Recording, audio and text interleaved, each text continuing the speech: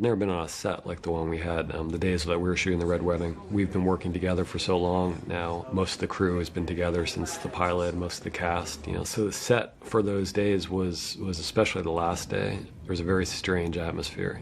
When you make television and movies together, you become a family because you spend so much time together. There was a real sense of dread. Everyone working on that sequence really saw what was coming to an end here.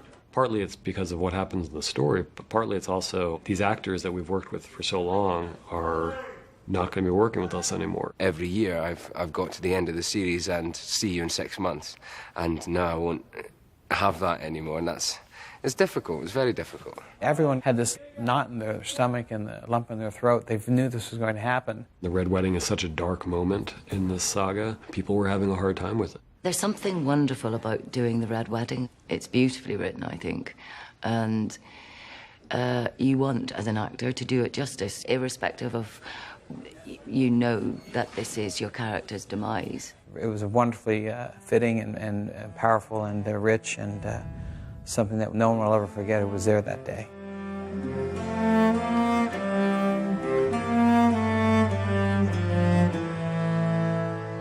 I spent many, many, many hours kind of figuring out this would happen, then that would happen, and this would happen, and this would happen. The whole dynamic of all the things that are going on, the only way to really do it, to cover all those beats, is with a lot of specific cuts. You're also figuring out angles and coverage and how you're going to do that and how you're going to shoot all one way and then shoot all this way. It's going to be lots of pieces to editorially bring it up to the horrific climax that it comes to. At the moment, we're doing the arrival to the Red Wedding. The twins are pretty impressive. Drawbridges and torches going on. You're still having to kick the walls quietly to realise that they're polystyrene or whatever. They're not real. Little things start to turn and change. She can hear grey wind howling, which is a little bit odd, and there's Frey guards running around everywhere, but she didn't expect anything bad's gonna happen. She sees some Stark guards inside the courtyard, and she wants to get close, so she leaves the cart and sneaks herself into the courtyard. That's just a classic double cliffhanger structure where you've got, in the one scene, something bad is happening, and then we pull away from that and let that tension sit there, and then in the other scene, Arya, we know something bad's happening, and we know that this little girl is running towards it, not away from it, and then you go back into the hall itself for the real beginning of the end with the Red Wedding. Your Grace.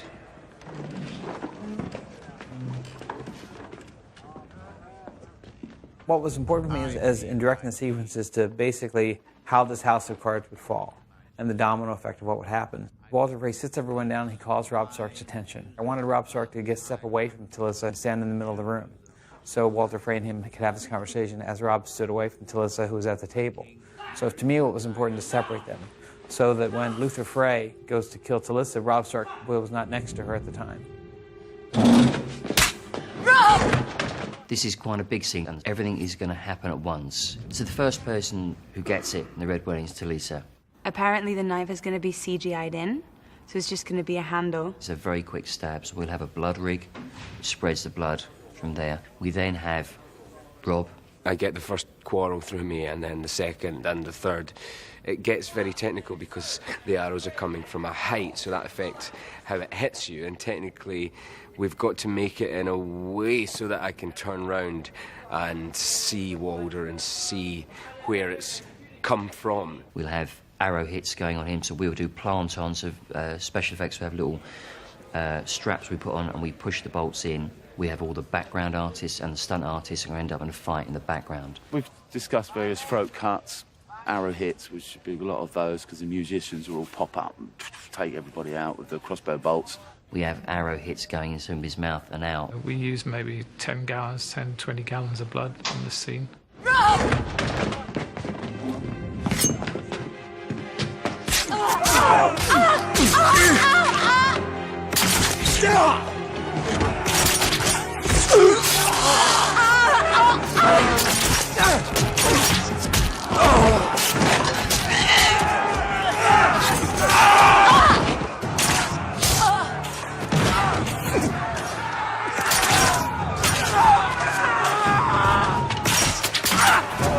Rob Stark has fallen to the ground. Talissa's just been stabbed. She's crawling, and Catelyn's gotten shot, and basically all the fight's going on, and we leave the scene very quickly in the middle of this.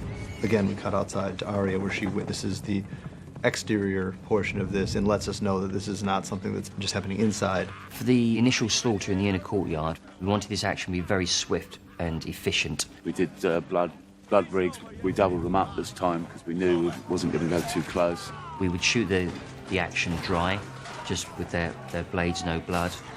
We would then cover everybody's blades with blood, and then we just back up a couple of steps, then repeat the action and continue.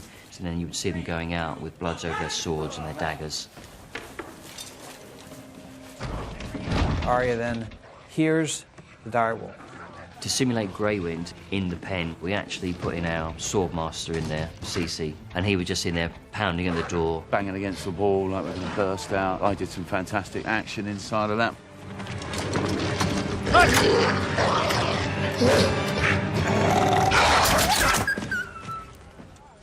And then as the guards walk right past her again, she looks back and she looks and she sees in this little hole from the horse stall, she sees a little bit of Grey Wind's eye. It's a horrific moment, and the shot of Arya, from Arya's point of view, where you see that wolf dying and you see the light go out of its eyes, is so effective that I think it really anchors the emotion of that moment. Maisie did her own stunts, and Rory was spot on every time with his hits, making them work for the camera. Luckily, all the guys had been doing the stunt fight before, so they'd mushed up all the ground so it was nice and soft to fall onto. And I had knee pads on as well, so those would take sort of most of the weight, and then I'd sort of roll, flop onto the floor afterwards. I was kind of hoping that maybe my stunt double would do it, because I didn't want to look terrible. I didn't want to look like I was a terrible punchy, but I tried my best. I'm hoping to see that it's going to look good. Sometimes the best directing is getting out of the way and not making actors have to worry about technical stuff. So if I'm able to block it in a way that they understand what they're doing and they can get the dance moves down in some respect, to let them go at it and have at it. Just to know that you're in really safe hands is a joy, especially in a scene where there's so much going on and it is so technical. You don't want to overthink it. You want it to be as real as possible and as guttural and as emotional as possible. David makes sure that we're all really prepared and ready to make the best of this operatic ending to season 3. I started a shot on Lisa lying there, very tight close-up on her, and I went across her bleeding belly and rocked to Rob Stark, and he basically was still alive. He looked up and he looked at her. And then I stand again, and I'm not quite finished yet. And then it gets worse, obviously. And there I was lying on the floor, and I was like weeping, kind of going, this is going to be so hard to watch. Just go, wow, this is the end of this family that I've gone through so much to get to this point. And then we just don't go any further. I had Catelyn basically see Walder Frey's wife, run up to Walder Frey's wife, pull her down on the ground, and put a knife to her throat. Catelyn is assuming that Walder Frey will save his wife, so there's this triangle going on, and you think that that's going to work. You had Catelyn basically begging and pleading with Walder Frey to let Rob live. Here's my son. My first son. Let him go, and I swear that we will forget this. I swear it by the old gods. We've rehearsed the sequence with David, but I think a lot of that you have to wait until it's in the moment. Michelle is quite an actress, and she likes to do things for real. So she went in there and did a lot of hair pulling in the various takes we did, and but it really played so beautifully and so strongly. Catelyn Stark is screaming at Lord Walder to stop it. There's a chance, there's just a chance he may be saved. Her constant quest, which I found interesting, was like, to the end, she will protect her family. And that's what kept her going, and the fact that she died trying to protect is something that I think is extremely wonderful. The moment he says, I'll find another, she, of course, knows that she's doomed. But most importantly, Rob Stark realizes this. When he turns around and looks at his mother, there's a moment of just resignation, I think, and maybe even slight relief. And out of the blue, I slip right through and just plunge the knife deep in. Rob Stark drops to his knees, looks at his mother, and Catelyn is there seeing her son die.